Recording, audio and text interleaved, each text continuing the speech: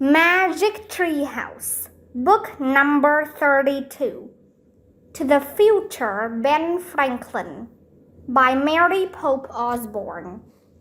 Chapter 1, No Joke. It was a hot summer afternoon. Jack and Annie sat in their living room. Jack was reading a book about weather. Annie was looking out the window. "Let's go do something," she said. "Too hot," said Jack. "We could ride our bikes to the lake," Annie said, "and go swimming." "No way," said Jack. "We could—" "Shh, please," said Jack. "I'm trying to read." Annie was quiet for a moment. Then she gasped. "Oh, wow, lightning! I just saw a flash of lightning out there," she said. "You're joking," said Jack. "Nice try." "No joke, I saw it," said Annie. "There's not a single cloud," said Jack. "You need clouds to have lightning." "Then it must have been magic," said Annie. "Come on, let's go." "No thanks, have fun," said Jack. "You'll be sorry," said Annie as she rushed outside. Jack waited for Annie to come back in from the heat. He waited and waited, but she didn't return. Jack put down his book. "I'd better check," he said to himself. He picked up his backpack and headed outside. "Oh man," Jack thought as he headed up the sidewalk. "It must be 100 degrees in the sun." By the time Jack reached the Frog Creek woods, he was sweaty and out of breath. He crossed the street and walked between the trees. Even in the shade, the air was muggy. Jack tramped through the woods until he came to the tallest oak. "Hey there," said Annie. She was leaning against the trunk of the tree, next to a dangling rope ladder. "I told you it was no joke," said Annie. "Right, no joke," Jack said with a grin. Annie grabbed the ladder and started up. Jack followed. As they climbed into the magic treehouse, golden sunlight slanted across the floor. The warm wood had a deep, rich smell of summer. In a shadowy corner was a piece of parchment.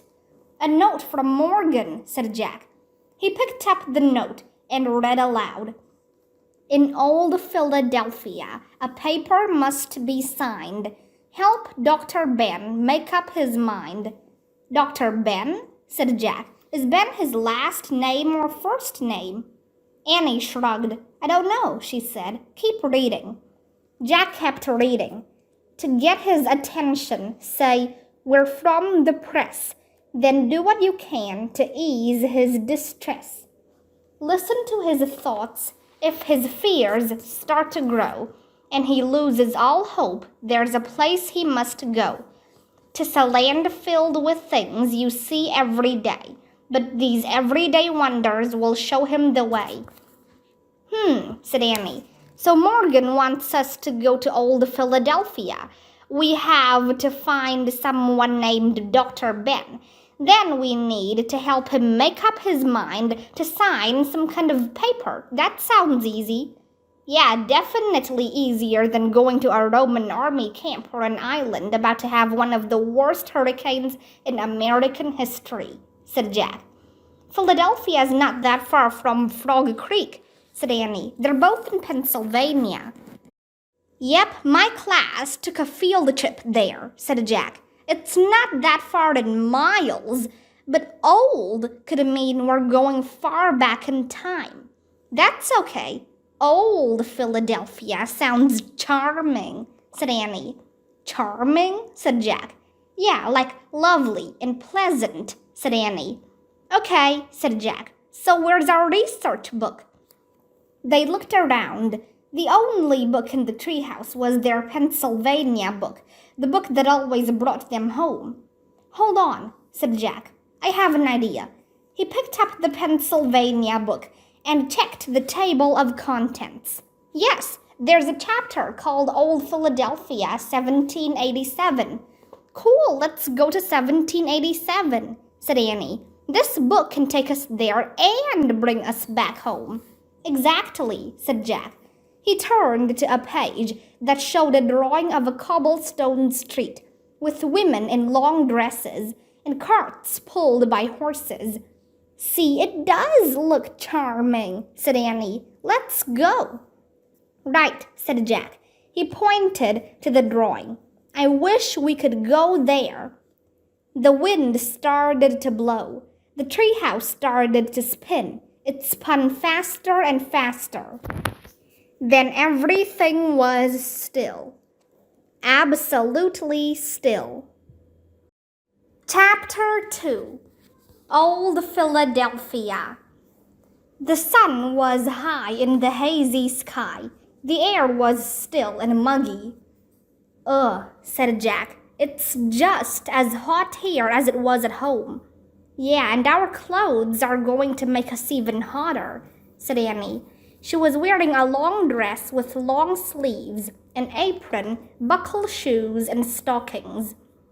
Jack was wearing knee-high wool pants, a white shirt with a vest, buckled shoes, and stockings.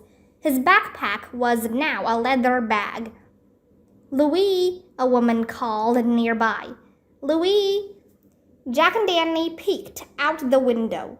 The treehouse had landed in a wide, shady tree in a walled courtyard. Louis, the person called again. Annie pushed back a branch to see better. Near the tree was a 2-story brick house. The woman calling to Louis stood in the doorway. She wore a long dark dress and a white bonnet. A man digging in the garden looked up. He's gone swimming, Miss Sarah, the man said. Oh dear, I've prepared a midday meal for my father, said Miss Sarah. Louis was supposed to take it to him. I could take it, ma'am, said the gardener. Oh, thank you, John, the woman said. It's on the kitchen table. Please carry it to the old State House and deliver it to Dr. Ben. I have to go out shopping for a while. Yes, ma'am, said the gardener. He put down his shovel and headed into the house.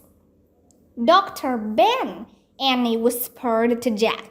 That's who we're supposed to find. I told you it would be easy. Right, said Jack. But who is he? What does he do? I don't know, said Annie. But we'll find out if we take his lunch to him. Come on, Jack. We have to act fast. She started down the rope ladder. Jack quickly put their Pennsylvania book in his bag. He climbed down the ladder and joined Annie in the courtyard. We should hide the ladder and pretend we walked here, said Jack. He lifted the bottom of the rope ladder and tucked it behind a low branch of the tree. John, the gardener, came out of the house. He was carrying a small covered basket. Excuse me, Annie called to him. Is Louis here?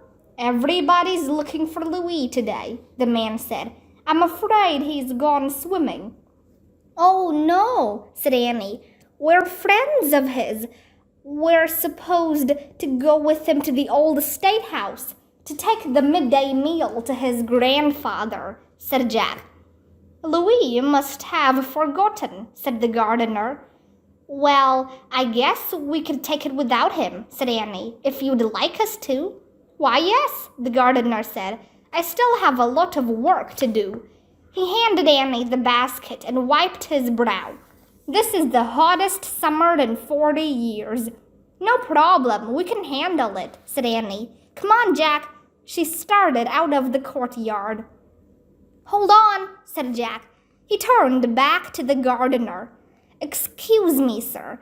Can you tell me something about Dr. Ben? Who is he? What does he do? What does he do? The gardener said. It would take me all day to answer that question. Oh, sorry, said Jack. But the gardener kept talking. He's one of the smartest human beings of all time. He once stole thunderbolts right out of the clouds. Oh, okay, said Jack. Is this guy trying to be funny? He wondered.